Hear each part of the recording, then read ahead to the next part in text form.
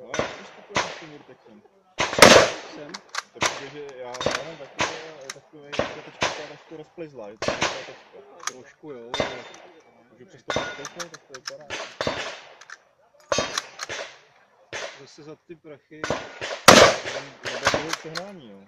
Nevím, jak dlouho má. Já to už potom mám 3 měsíce. Jo.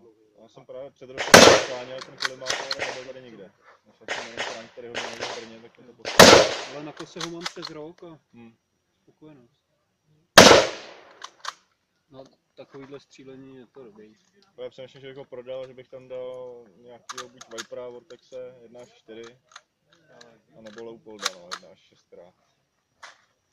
To je jednička, no, tak na to Evo už je to zbytečný závod. No, ono je na to.